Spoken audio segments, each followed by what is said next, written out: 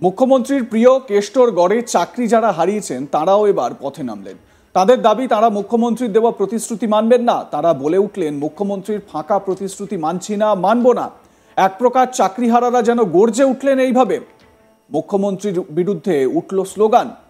এখানেই শেষ নয়, স্লোগান দেওয়ার সঙ্গে সঙ্গে রাস্তায় আগুন জ্বালিয়ে বিক্ষোভ করলেন চাকরিহারা শিক্ষকরা, যার জেরে বন্ধ থাকলো যান চলাচল। অর্থাৎ মুখ্যমন্ত্রীর আশ্বাসে গলল না বরফ, সেই কথা এক প্রকার স্পষ্ট। অধিকাংশ স্কুলে বুধবারও যোগ দিলেন না চাকরিহারা শিক্ষক শিক্ষিকারা। পরিবর্তে তারা বিক্ষোভ মিছিলের পথে নামলেন। ইরিগেশন কলোনির মাঠ থেকে এই বিক্ষোভ মিছিল শুরু হয়ে পৌঁছায় ডিআই অফিসের সামনে। সেখানে তারা বিক্ষোভ প্রদর্শন করেন। বিভিন্ন প্রান্তের বহু চাকরিহারারা এক জায়গায় মিলিত হন। মিছিল থেকে ওঠে স্লোগান, মুখ্যমন্ত্রীর ফাঁকা প্রতিশ্রুতি মানছি না, মানব না। চাকরিহারারা কি বলছেন শোনাবো আপনাদের। যে অন্যায় হচ্ছে সেটা ওনারা মেনে নিয়েছেন এবং ঊর্ধ্বতন কর্তৃপক্ষকে জানাবেন বলেছেন। ইমিডিয়েট স্যালারি টার্মিনেশন, ইমিডিয়েট আমাদের চাকরি টার্মিনেশনের ব্যাপার কিছু নোটিশ আসেনি এখনো পর্যন্ত। যদি আসেন ওনারা প্রতিবাদ করবেন বলেছেন এবং ঊর্ধ্বতন কর্তৃপক্ষকে জানাবো বলেছেন। আমাদের দাবি ছিল যোগ্য অযোগ্য লিস্ট ওনাদেরকে শিক্ষা পর্ষদ, মধ্যশিক্ষা পর্ষদ অথবা সরকারের কাছ থেকে চেয়ে পাঠাতে হবে। ওনারা বলেছেন আমরা যথাযথ ব্যবস্থা করছি, কারণ এখনো যোগ্য কাদেরকে এবং অযোগ্য কাদেরকে সেটা বলা যাচ্ছে না, সেটা পর্ষদ বলে দেবেন ওনাদেরকে, তারপর সেই লিস্ট আমাদের হাতে তুলে দেবেন বলেছেন। আর আমাদের পাশে ওনারা সমব্যথী। তাই এই আজকে যে আমরা প্রতিবাদ এবং বিক্ষোভ সমাবেশ দেখাচ্ছি সেখানে ওনারা আমাদের পাশে আছেন এবং আজকের মতো ডিআই অফিস ছুটি হয়ে যাবে। আমরা একটা নির্দিষ্ট দাবি তুলেছি, যেটা যোগ্য অযোগ্যদের তালিকা আইনিভাবে দ্রুত প্রকাশ করে সরকারকে রিভিউ পিটিশনে যেতে হবে। এটা আমাদের 1 নম্বর দাবি। 2 নম্বর দাবি হচ্ছে সুপ্রিম কোর্টের ভার্ডিক্ট অনুসারে যাদেরকে টেম্পটেড বলা হয়েছে তাদেরকে অবিলম্বে টার্মিনেট করতে হবে। 3য় দাবি আমরা বলেছি যে আমরা আমাদেরকে সুপ্রিম কোর্টের ভার্ডিক্ট অনুসারে যারা আমরা non tempted, specifically to be found non tempted, তাদেরকে কোনোভাবে টার্মিনেট করা যাবে না, কোনোভাবে তাদের স্যালারি স্টপ করা যাবে না। আমরা এই দাবি বলেছি। এবং আমাদের জায়গায় কোনোভাবে সিভিক টিচার, ভলেন্টিয়ার টিচার, যে আশঙ্কার মেঘ আমাদের মনে জমেছে যে আমাদেরকে সিভিক টিচার বানানোর একটা চক্রান্ত চলছে, সেই সিভিক টিচার বা ভলেন্টিয়ার টিচার যেটা হিডেন এজেন্ডা আমরা মনে করি, সেটা কোনোভাবেই আমাদের সেটা চলবে না। কোনোভাবেই স্কুলগুলোতে আমরা সিভিক টিচার, ভলেন্টিয়ার টিচার নিয়োগ আমরা মানবো না, কোনোভাবেই আমরা মানবো না। আজকে আমরা ডিআই দপ্তরে এসেছি শান্তিপূর্ণভাবে, গণতান্ত্রিক পরিসরে। আমরা ডিআই সাহেবের কাছে এই দাবিগুলো আমরা তুলে ধরেছি। আমরা বলেছি আজকে ডিআই অফিসে আমরা এসেছি, আমরা আগামী দিনে এসএসসি অফিসে যাব। এটা কখনো হতে পারে না যে 19,000 যোগ্য মেধার ভিত্তিতে নিযুক্ত শিক্ষক শিক্ষাকর্মী যারা আজকে তাদের হকের চাকরিটা হারিয়ে তারা রাস্তায় বসেছে, তাদের পরিবার পরিজনরা, তাদের সন্তান সন্ততিরা যেভাবে তারা চোখের জল ফেলছে, সমাজ যেভাবে তাদেরকে নিয়ে প্রশ্ন তুলছে যে তোমরাও কি অযোগ্য।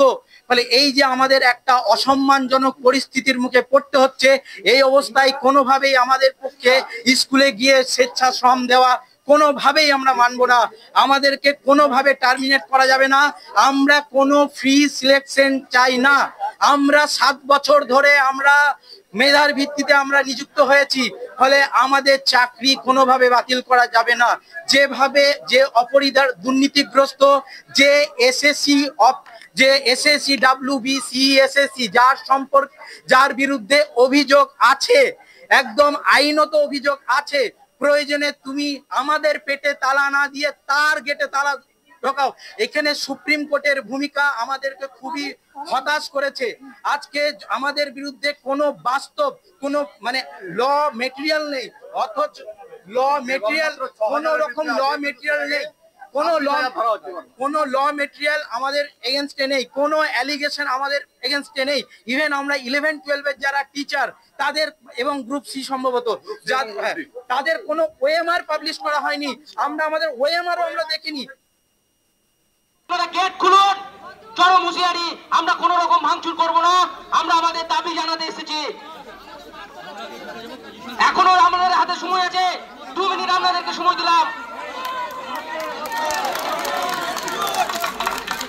আমরা বীরভূম জেলার আমরা যোগ্য শিক্ষক শিক্ষাকর্মী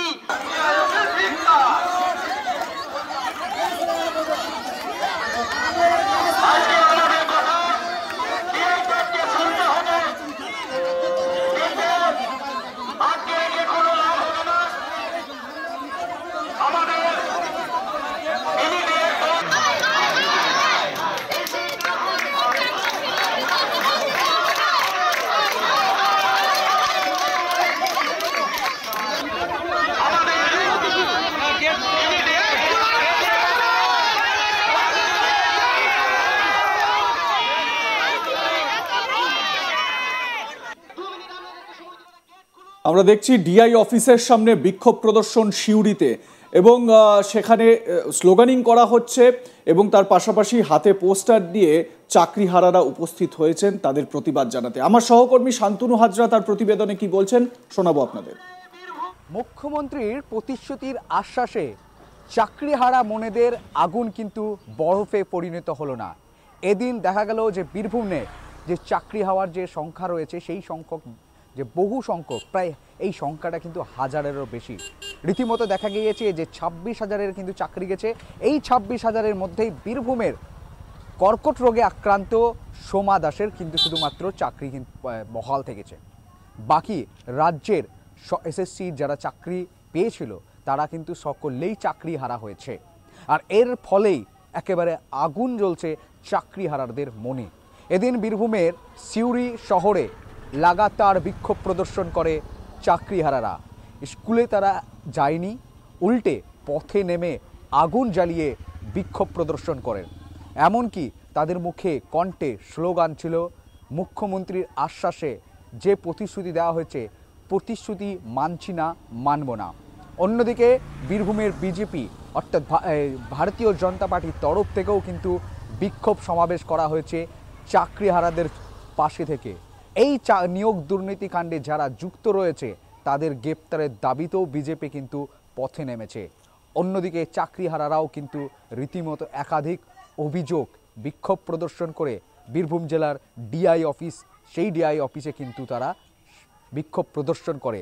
গেট নড়িয়ে, গেট বন্ধ গেটকে তারা নড়িয়ে কুলকালাম পরিস্থিতি তৈরি করে রীতিমতো ভিতরে প্রবেশ করেন এবং আলাপ আলোচনা একটি হয়।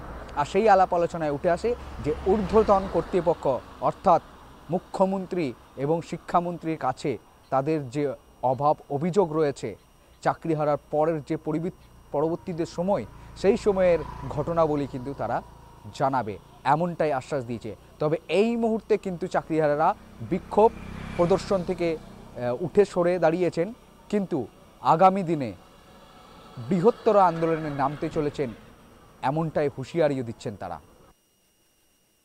এ বিষয়ে আপনাদের মতামত জানান। দেখতে থাকুন আজ তাক বাংলা। সাবস্ক্রাইব করুন আমাদের ইউটিউব চ্যানেলটি, বেল আইকন প্রেস করুন নোটিফিকেশন পেতে।